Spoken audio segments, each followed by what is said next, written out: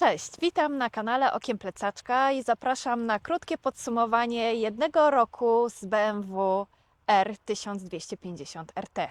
Tak, do tej pory przejechaliśmy ponad 17 tysięcy kilometrów i zapraszamy na takie krótkie, jak Agata wspomniała, podsumowanie tego, co wydarzyło się w bieżącym sezonie. Punkt pierwszy, pakowanie. Jeśli chodzi o kufry, no to zdecydowanie mają one mniejszą pojemność niż w Tigerze Explorerze 1200. Dla porównania 37 litrów kufry Tigera, 35 kufry boczne w RT-ku. Centralny kufer to jest 58 litrów Tiger, 49 litrów Ertek. Jeśli chodzi o dodatkowe jakieś opcje pakowania, to tutaj mamy stelaż kufra centralnego i torbę 20-litrową oraz tankbag 20-litrowy SW Motecha. Nic poza tym nie da się przytroczyć. Próbowaliśmy do kufrów bocznych też stelaże, ale tutaj niestety lusterka są na takiej wysokości, że nie pozwalają skorzystać w pełni z troczenia do kufrów. Jeśli chodzi o opakowanie, to tak jeszcze z plusów. No na pewno w bocznych kufrach mieści się standardowy kask. W górnym kufrze mamy miejsce na 2 kaski. Ale też specyficznie je trzeba ułożyć, Tak, nie trzeba je wszystkie się specyficznie zmieszczą. ułożyć, ale mieszczą się to na pewno. Przynajmniej nasze, które mamy w rozmiarze dla mnie LK, Agata SK. Nie wiem jak z XL, XXL, ciężko mi powiedzieć. Myślę, że w bocznych na pewno wejdą, w górnym jeden, myślę, że bez problemu, natomiast więcej będzie problem. Punkt drugi, spalanie, pojemność baku. Jeśli chodzi o pojemność baku, Triumph Tiger 20 litrów, tutaj mamy 24 litry. Jeśli chodzi o spalanie, to średnio BMW z silnikiem 1250 w porównaniu do 1215 spala o około litra benzyny mniej. Przy takiej swobodniej jeździe to jest w granicach 4,5-4,9 litra. Przy autostradowym, to takim przepisowym, powiedzmy 130-140 na godzinę, to jest około 5,5 do 6 litrów. Oczywiście w pełni zapakowany pasażer, kufry i tak to mniej więcej wygląda. Punkt trzeci, wygoda pasażera. Tylna kanapa w BMW RT jest dużo szersza niż kanapa Tygrysa. Siedzi mi się tutaj bardzo wygodnie, jest komfort, nie czuć tak przede wszystkim bicia tylnego kufra po plecach, czyli mój kręgosłup nie odczuwa tak bardzo jazdy jak w Tygrysie. Kanapa jest również podgrzewana, co czyni podróżowanie bardziej komfortowych w niższych temperaturach. Mariuszowi udało się zainstalować podgrzewane tak zwane trzymaczki, czyli to są Oxfordy, które były do manetek, prawda? Dokładnie. To samo mieliśmy w Tygrysie, także tutaj porównywalnie, tak żeby zachować komfort dla plecaka, podgrzewana kanapa, podgrzewane uchwyty pasażera są zamontowane. Z takich lekkich minusów dla pasażera to są trzymaczki, które są mniej ergonomiczne przykładowo niż w Tygrysie.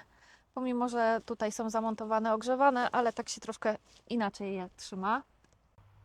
Na BMW siedzi się też zdecydowanie niżej, co ułatwia wsiadanie, natomiast troszkę ogranicza widoczność, gdyż nie widzę to, co dzieje się przede mną, bo zasłania mi to kask kierowcy.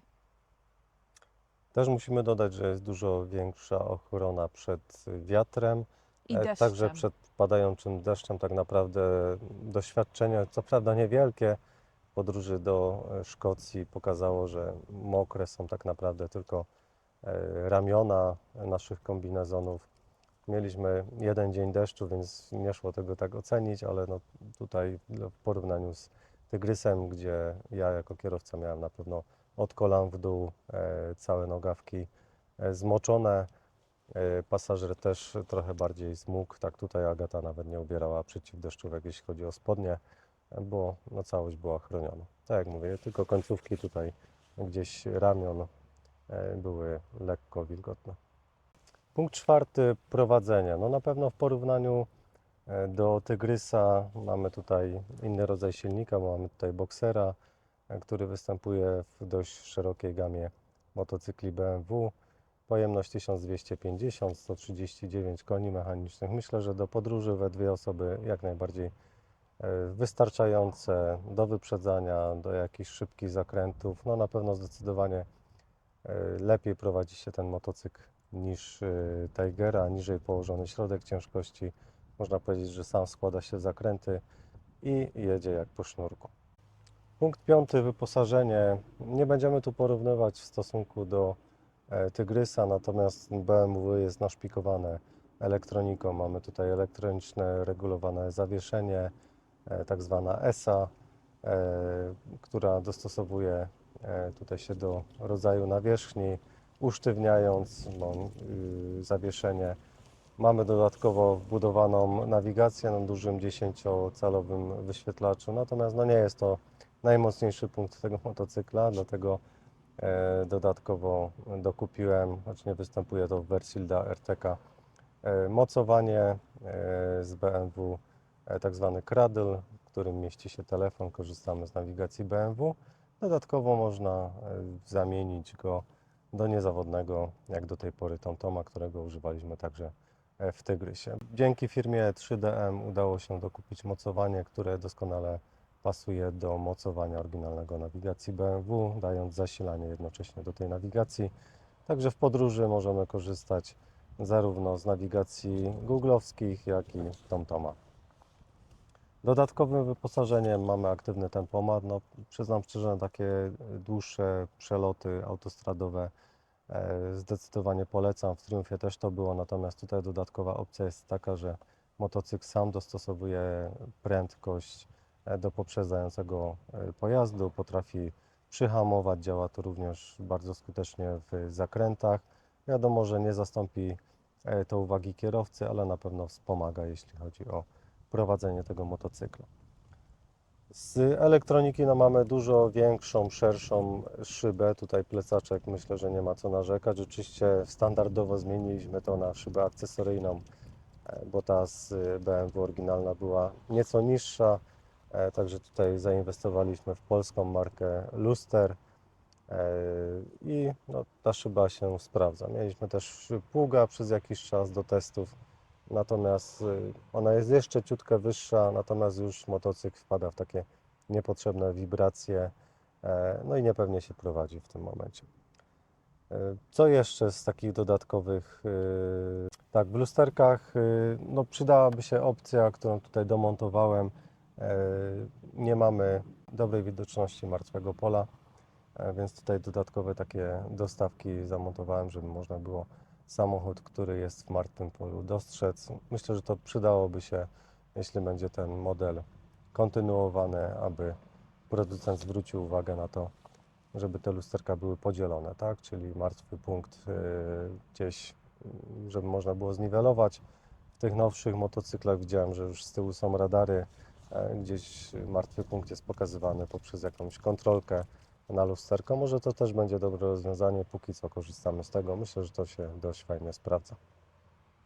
Z akcesorii dodatkowych to wiadomo, że w dzisiejszych czasach nie możemy obyć się bez wszelkiej elektroniki, także tutaj zamontowaliśmy, bo BMW nadal, nawet ostatnio testowałem nowego GS Adventure, nadal idzie w DIN-owskie rozwiązania, które no nie są praktyczne, także tutaj zmieniliśmy DIN-y zarówno dla pasażera, jak i tutaj z przodu dla kierowcy na porty USB, też dedykowane przez BMW.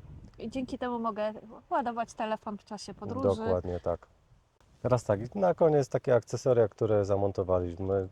Co już wspomniała Agata, ogrzewane manetki dla pasażera, dodatkowy stelaż na kufer centralny, tankback, akcesoryjne wunderliszowskie gmole, dodatkowe jeszcze zaślepki jakieś z AliExpress, mamy dodatkowe mocowania na kamerki różnego rodzaju, tam trzeba było zmienić, znowu tutaj z GS-a przypasowały mocowania lusterek na gwinty, tak żeby można było zamontować dodatkowo, nie oszpecać jakoś kierownicy. Przedłużka przedniego błotnika, tak żeby woda nie trafiała spod koła prosto na silnik. Poszerzenie stopki, które przydaje się właśnie, tak jak teraz stoimy, na nierównym podłożu. Dodatkowe strefy martwego pola, W lusterkach uchwyt na nawigację. Uchwyt na nawigację, dokładnie. I to chyba wszystko z takich przydasiów, które no gdzieś umilają, uatrakcyjniają podróż. Dodatkowo okleiliśmy motocykl folią. Tak, żeby zabezpieczyć, bo niestety no, rysuje się, to się śmieje od patrzenia, lakiery są coraz to słabszej jakości, także też zaraz po wyjeździe z salonu znaleźliśmy auto detailing. Tutaj pozdrawiamy Macieja, ProDetailera, który okleił nam cały motocykl. Nie jest on zabezpieczony.